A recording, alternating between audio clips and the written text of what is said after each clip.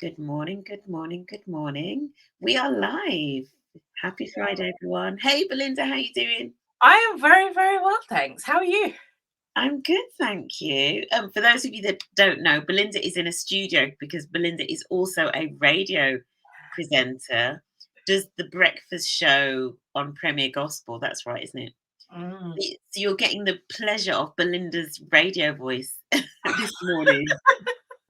Do you know what? My radio voice is so different to my chit chat voice. Really? I'll be watching to see. We should have had some music to start, shouldn't we? And then we could have got you dancing in the studio, which I know I've seen occasionally on social media.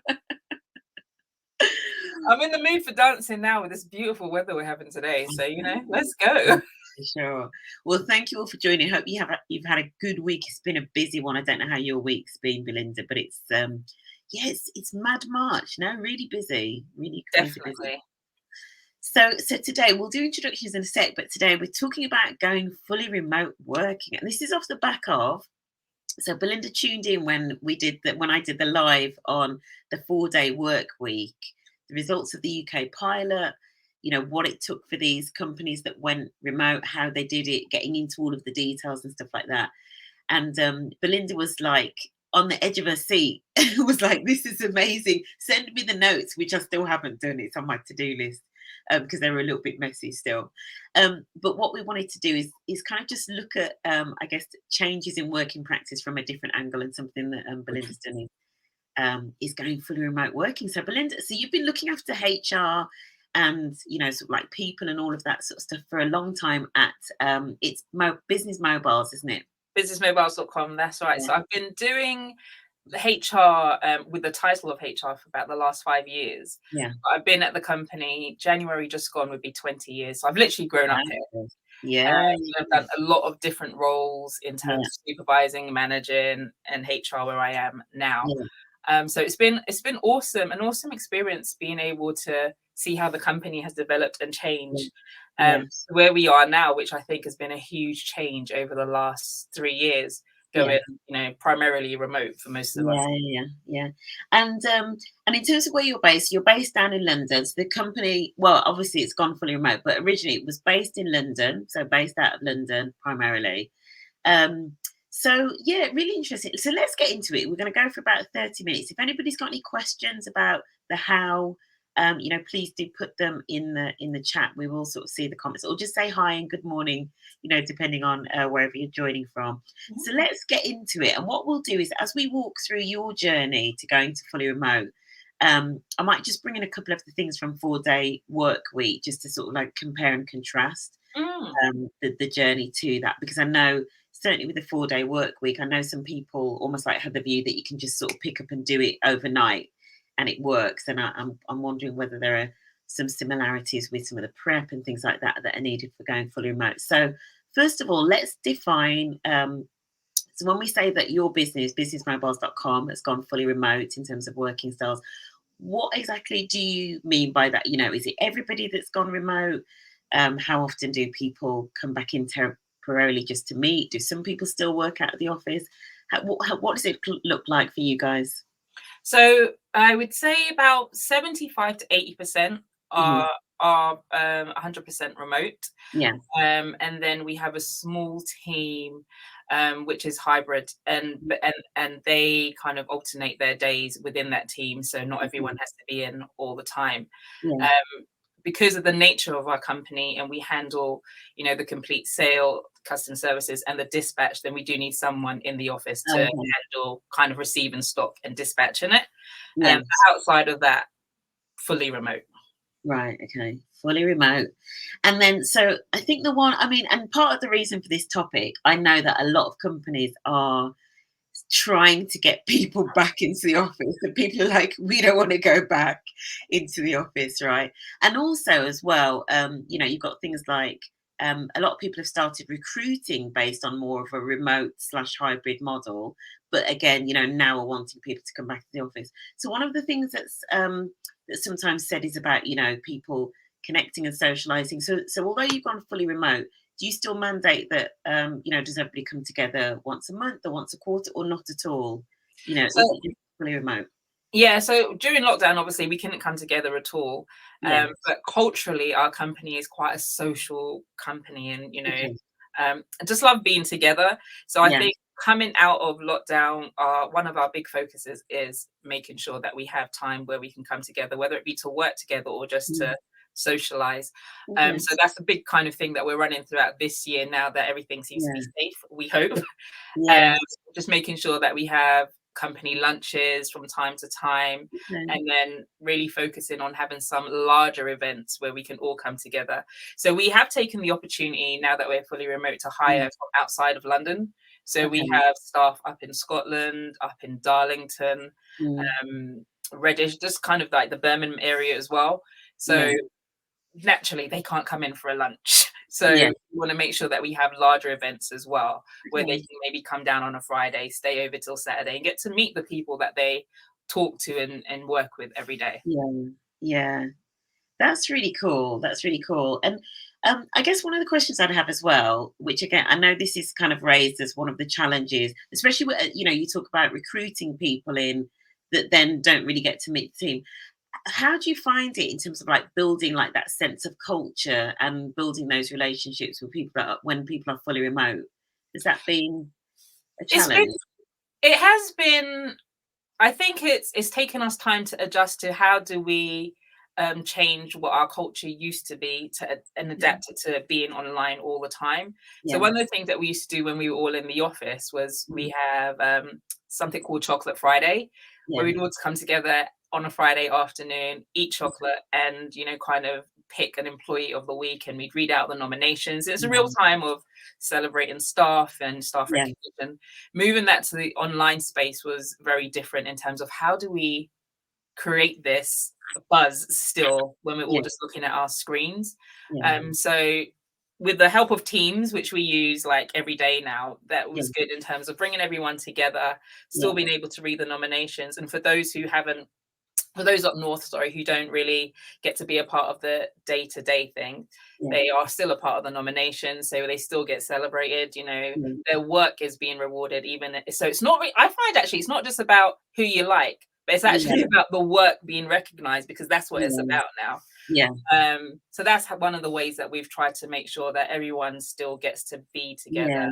Yeah. celebrate each other, and then they get Yeah. rewards, they get Amazon vouchers, lunches, and things like Yeah. that. So So that's one of the things that we've been doing. yeah, that's interesting because what you basically described there is almost like there was a ritual which is part of your culture, which was very much face to face. It's based on eating together once. Well, I say eating together, chocolate. So eating together Mhm. once a week. So very much a face to face thing, and you've really thought through how you're going to take that same ritual and I guess and the values that are in it, which was around like rewarding people and celebrating the wins and taking it online. So that's really interesting. That's a good tip, really. Um, Mm. take. I just want to. So let's just get into the why. So obviously we had the pandemic, but obviously we've had a lot of people have been through the pandemic, but a lot of people have still gone back into the offices. So what was it that made you make the decision? Actually, we're going to go fully remote. What do you think it was that did that? I think ultimately because it worked for us. Yeah. So, when there was talks about lockdown in early 2020, we actually shifted to work from home probably before the rest of the UK did it. Right. Like there was one of the things that we had assessed that as well, a lot of staff were kind of worried about how are things going to work, what's going to Mm. happen with schools, like those who had children. Yeah. And there were some who were just going through that kind of anxiety of, I don't really want to be around people. I'm really worried about catching COVID and that kind of stuff. So Yeah. we had quite a lot of discussions early, and our director was like, she doesn't want people worried. And we're a technology company. We sell mobile phones. We should be able to make this work. And we literally made the transition over a couple of days with just an amazing IT person. We said, this is what we want to do. How do we make it happen? We sent a survey out to all the staff saying, what equipment do you have? Do you need equipment? Are you happy to use your own, or do you need us to provide? And I think we just have a lovely team of people like, no, I'm happy to use my own computer. As a matter of fact, they preferred using their own. So we literally overnight, just like one day we were in the office, next day we were at home.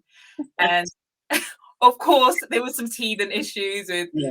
internet connection maybe not being as strong as it could have been, or not knowing the systems as well as we could. But I feel like all those teething issues got fixed very, very quickly. Yeah. And so over the last 3 years, it's been really good for us in terms of a company. Productivity has been good, sales have been good.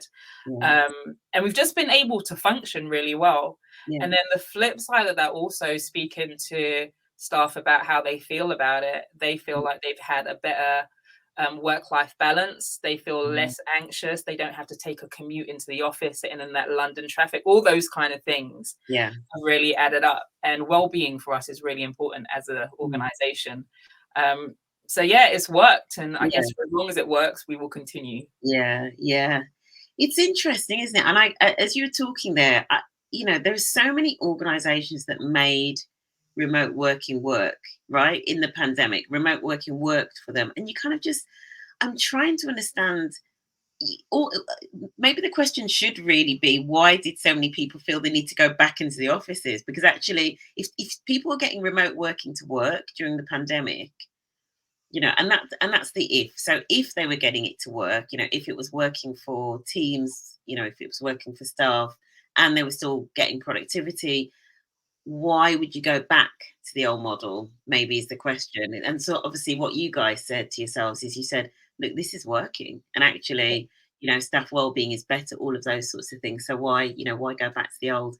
Are there still people that prefer to be in the office? Or do you have maybe a handful of individuals that are like, do you know what, I could be fully remote, but actually quite like being in the office? Have you got any of that? Yeah, there's a couple of people who just prefer being in the office. They feel for them, like Yeah. when they're in the office, they're focused on being there, and Yeah. when they finish, they finish. Yeah. Um, some parents just like being around adults during the day. So Yeah. and things like that. And so we do have, Yeah. we've reduced our office space. So we have a small office space which can accommodate things like that for those who just want to come Yeah.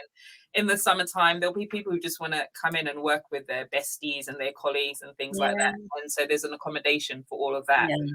as well. But generally speaking, I think the biggest benefit for most people is they have the option. You don't have Yeah. to come in if it's not a part of Yes. your role. Yeah. It's just so interesting. I'm listening to you. It's like a revelation because I listen to so many clients that it's literally like they're dragging their staff back into the office. That's the only way I can describe it, Yes. because, and that's not to say, obviously, as you've just said, there will be people that will want to come back into the office, and there will be people that, even if they generally work fully remote, there will be times, as you say, when actually they'd prefer to be in the office because maybe the kids are off school or whatever. So what I kind of just can't understand why companies wouldn't be more in the space of, we want to give people the option completely, rather than we are going to mandate people come back in. I can't get my head around the logic of it. I think a couple of things, and I was speaking to a friend of mine about this who, her workspace is really encouraging them to be in the office 4 times a week. Right. Um, and I think, again, when they were at home, it was working fine. But because of the sector that she's in, they sell office space. So they can't have clients coming in Right. to an office where Yeah. there's no one. Yeah. Well, do you know what? I think you've just found the exception, Belinda. If your business is selling office space, then yeah, maybe you have to force your people to go into the office. Right? I can definitely see why that is. And also, I think for us, interestingly enough, our director doesn't live in the UK. She lives in Miami, and Yeah. she's been working remote for like the last 6 years. Yeah. So I think she already was kind of around the concept of it, Yeah. and being that we're all doing it now and it works better, it's like she's equal to us. We're all the same. Whereas Yeah. before, personally, and she's probably going to see this, I feel like she felt a little bit left out before. Because she wasn't a part of, it's very easy to have a meeting and not call her to get her on the phone to do it, because you could just walk over to someone. Whereas Yeah. now, all our meetings are happening online. So it's very Yeah. easy to include those, even Yeah. those who are in a different Yeah. time as Yeah. well. Yeah. Because you're absolutely right. The whole thing is, particularly with hybrid meetings, when some people are face to face in the room and some are online, often for the people that are online, it's not the best experience often, when people are in the room. Okay, so let's move into, and you started talking there about some of the technology that you're using, but what changes did you have to make to get it to work? So I'd actually call this section prep, because I know that for those that went onto the 4-day work week, there was a lot of prep that was involved in that. That they took, sort of 2 to 3 months, but it sounds like you took 2 to 3 days to go remote. But then I'm guessing, because you're kind of, you guys are obviously doers, right? You do plan review, do a review and kind of just tweak, and then kind of keep going. So what were some of the things, whether it be technology changes to terms and conditions, how people would be contacted or brought into the office in an emergency or whatever it be? What were some of the things that you had to put in place to really get it to work well?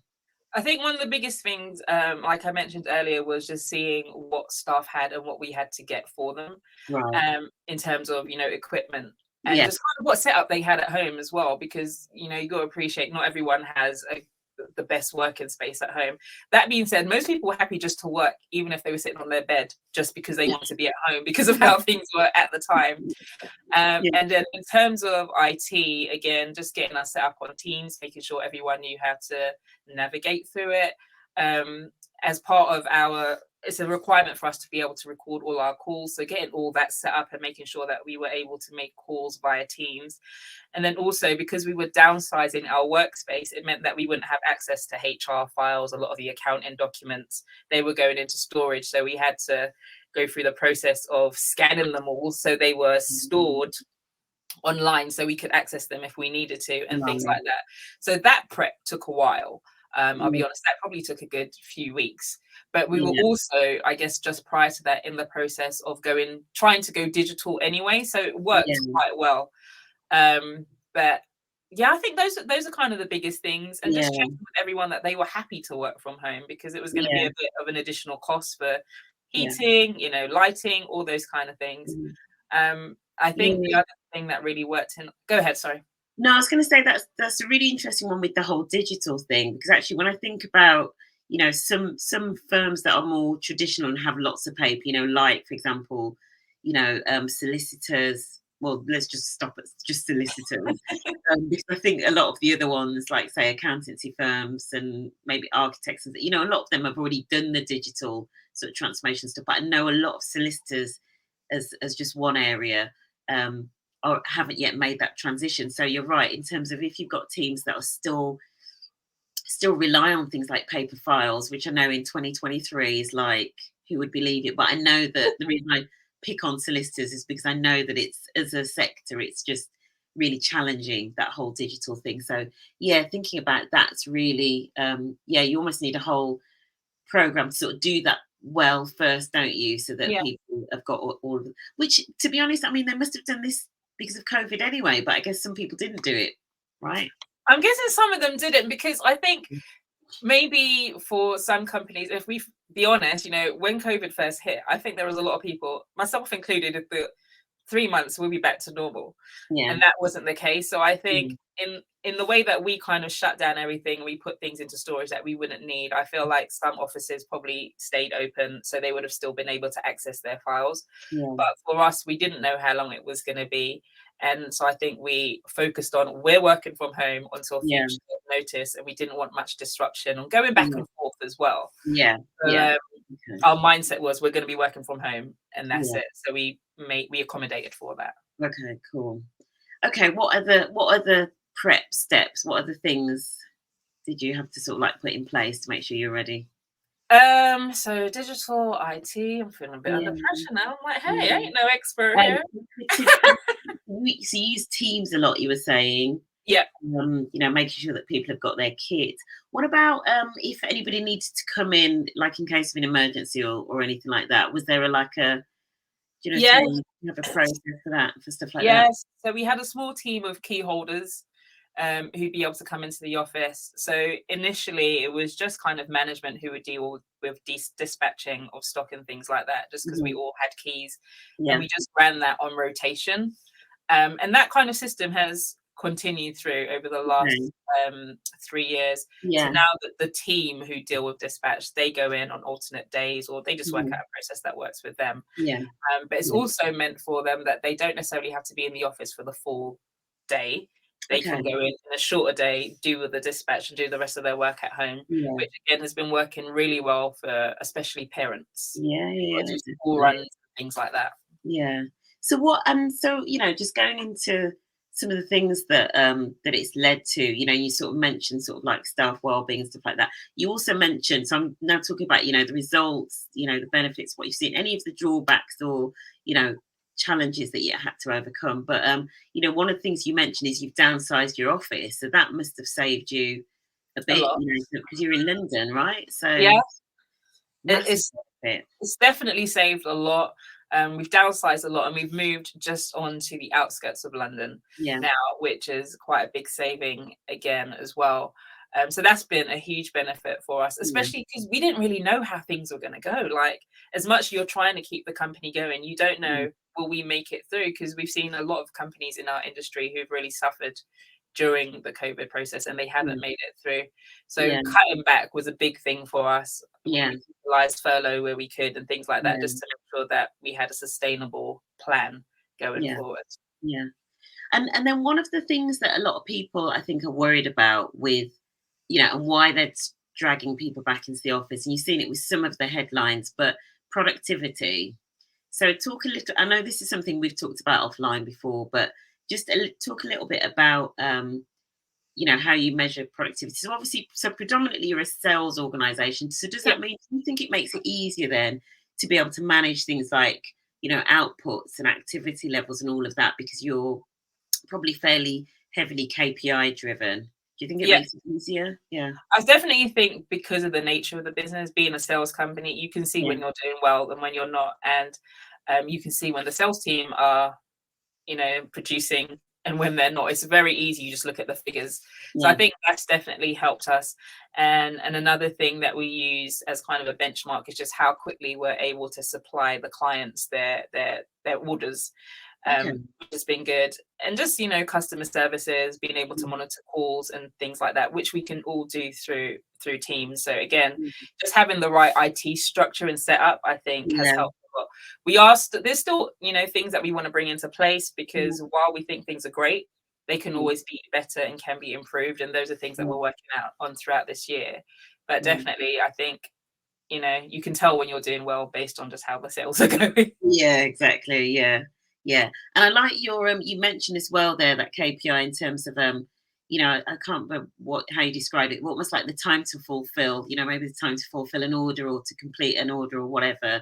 So you've Yeah. probably got a handful of KPIs where, you know, everybody knows that if those things start to slip, something's going wrong somewhere in the chain or in the process, whatever. So and then obviously you can sort of like react to it.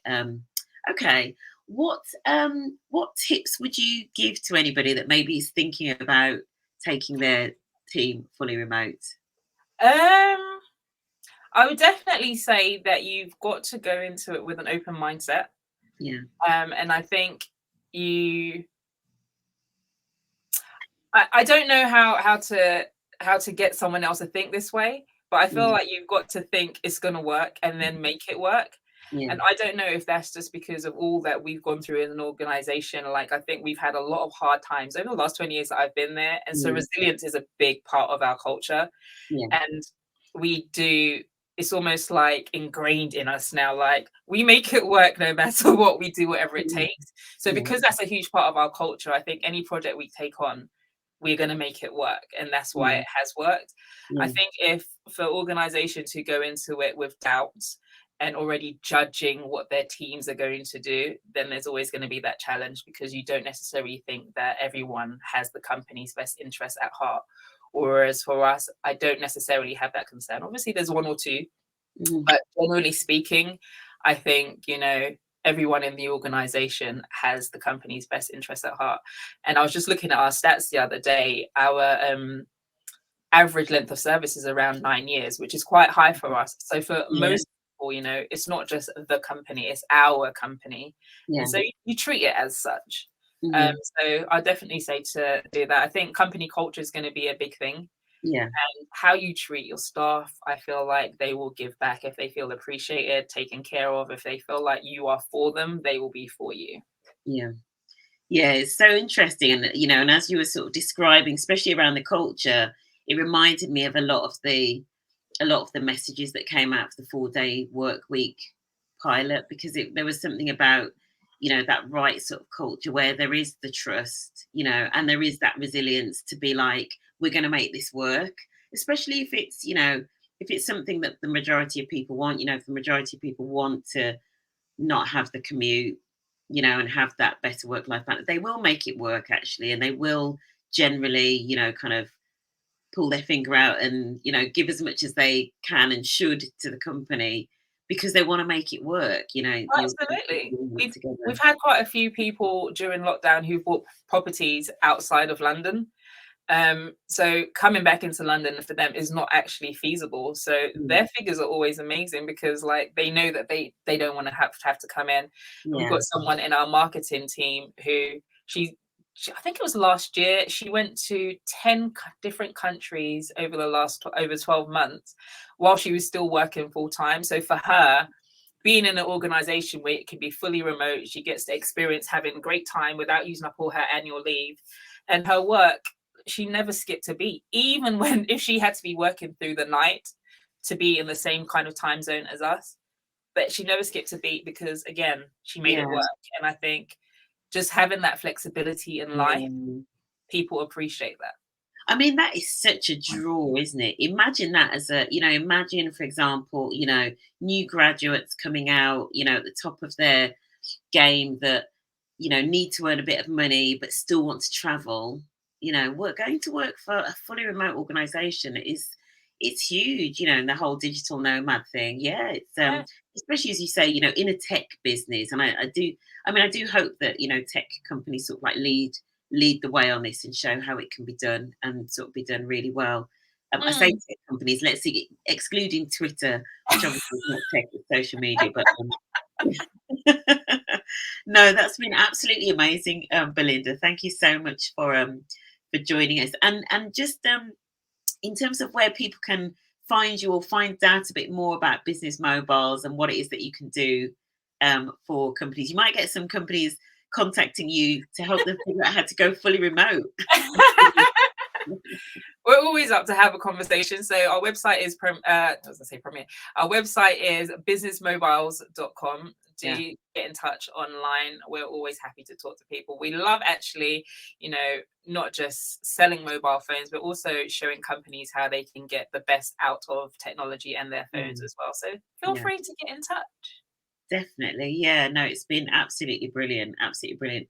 And you're here on LinkedIn. Where are you usually though online? Are you more like Instagram, Facebook? I'm more on Instagram, so Yeah, just Belinda Redfam. You can find me on okay, Instagram. You can email me, get in touch. perfect. Belinda, it's been amazing. Thank you so much. It's been a pleasure. Thank you. And I will see you again soon in the real world, I'm In the real sure. world. All right, take care, Take care. Belinda. Right, we out of here. Have a great day.